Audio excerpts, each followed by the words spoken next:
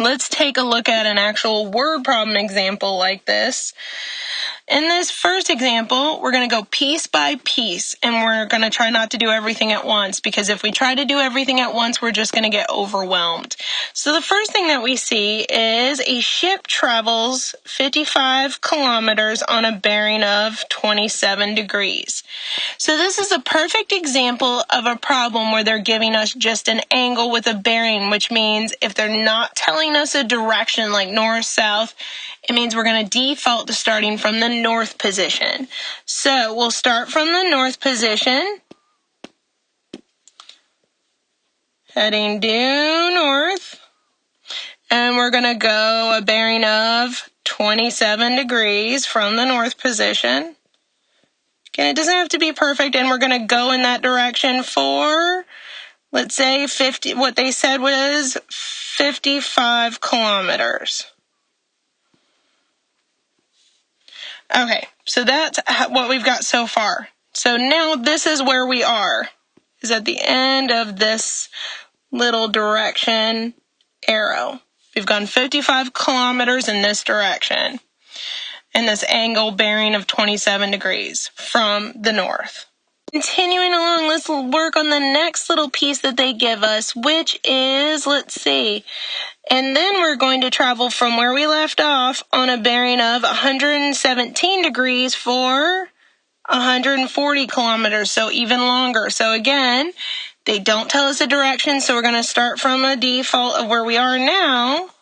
Again, just like before, the default's going to be heading north.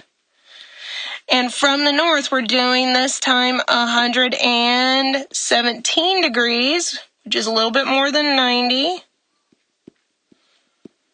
And we're going to go in that direction for even longer, 140 kilometers. Now the question is, let's look at what they're actually asking us to do, is find the distance from the starting point, which is way over here where we started our trip, to now where we are at the end. So let's find that distance. That's what they're asking us to find, is this guy. And so I'm going to put a big X there. Okay, the problem at this point is that we're not sure kind of what's going on here, so we need to kind of fill in our picture. But this is kind of the idea of what's going on. We may want to redraw this and make this a little bit nicer, but this is our picture. So this got us started, so I'm going to redraw this just to make our lives a little bit better. So if we redraw and see what else we can fill in, that will help us. Is we've got our north here that we started out with. We have our 27 degrees, and I'm going to do everything in just one color this time so I don't get confused. So we'll draw in our 27 degrees. Going in this direction, then we had another due north, and then we went 117 degrees, and we went even longer, and this is the thing we're looking for. And here's our 140, and here's our 55. I'm not going to put units here. And let's see what we can do.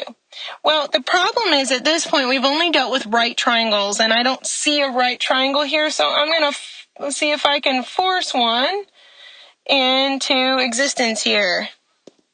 Let's see. So first thing I'm going to do is I'm going to cut down on this north line and see what's going on.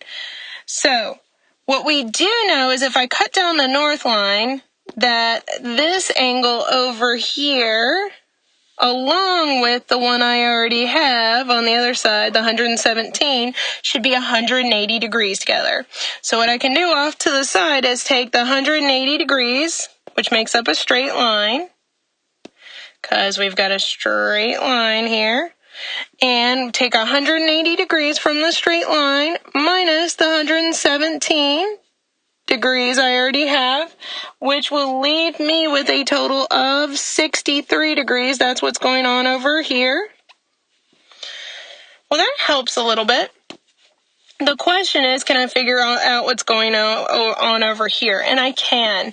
We talked about this briefly earlier in this chapter and in previous sections, which is that these two angles are called alternate anterior angles, and they're always the same. So if this angle on this side is 27 degrees, then this angle on this side is also a 27 degrees, which not coincidentally, is we've got a 27 degrees and a 63 degrees. If we add those two together, magically what happens is, 27 degrees plus 63 degrees is a total of 90 degrees. And so that means that that angle right there is a 90-degree angle. It means we have a right triangle. That is not a coincidence. We've only dealt with right triangles. We knew that there somehow had to be a right angle in here somehow. Now the question is, what are we supposed to do now? Well, now we have, we have this side of our right triangle is 55. We have, the other side of our right triangle is 140. And then our third side of our right triangle, which is, the thing we're trying to find, we're going to call that x.